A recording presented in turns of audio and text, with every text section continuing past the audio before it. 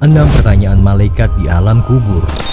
Setelah mati, akan tiba masanya manusia akan memasuki alam barzah. Kemudian datanglah 2 malaikat Munkar dan Nakir. Jaraknya hanya sesaat setelah jenazah seseorang dikuburkan. Rasulullah SAW bersabda bahwa ketika seseorang telah dibaringkan di dalam kubur dan para pengantar telah meninggalkannya, maka 2 malaikat yakni Munkar Nakir segera mendatangi dan menanyakan tentang 3 hal pokok. Dan dalam beberapa riwayat, ketiga pertanyaan pokok tersebut diikuti dengan 3 pertanyaan lainnya, sehingga total berjumlah 6 pertanyaan. Man Rabbuka, siapa Tuhanmu? Mereka yang senantiasa melaksanakan sholat 5 waktu, terlebih yang suka sholat berjamaah di masjid, sesungguhnya mereka telah memegang kunci sukses menjawab 6 pertanyaan itu. Di dalam kubur ketika ditanya siapa Tuhanmu, maka dengan mudah ia dapat menjawab Allah Tuhanku, karena ia terbiasa menyebut Allah setidaknya 68 kali dalam sehari semalam. Ma dinuka, apa agamamu? Ketika di dalam kuburnya ditanya apa agamamu, maka dengan mudah ia dapat menjawab Islam agamaku, karena dalam konteks sekarang hanya Islam satu-satunya agama yang memerintahkan melaksanakan sholat. Agama-agama sebelumnya pada zamannya juga memerintahkan umatnya melaksanakan sholat, bahkan jumlah rakaat yang lebih banyak daripada Islam. Agama-agama itu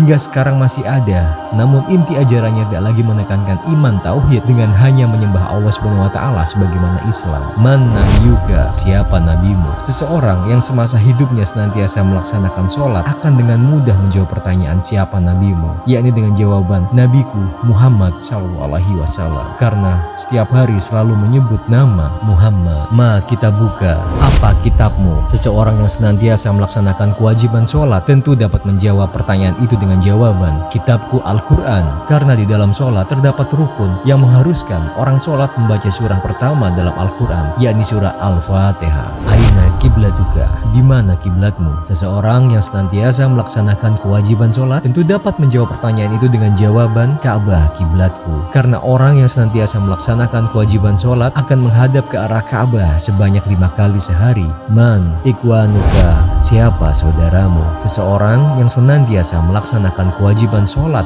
dengan berjamaah di masjid tentu dapat menjawab pertanyaan ini dengan jawaban yang tepat, yakni kaum muslimin dan muslimat, saudara-saudaraku. Bagi mereka yang konsisten melaksanakan kewajiban sholat, terutama dengan berjamaah di masjid, akan diberikan kemudahan dalam menghadapi semua pertanyaan tersebut. Wallahu a'lam bishawab.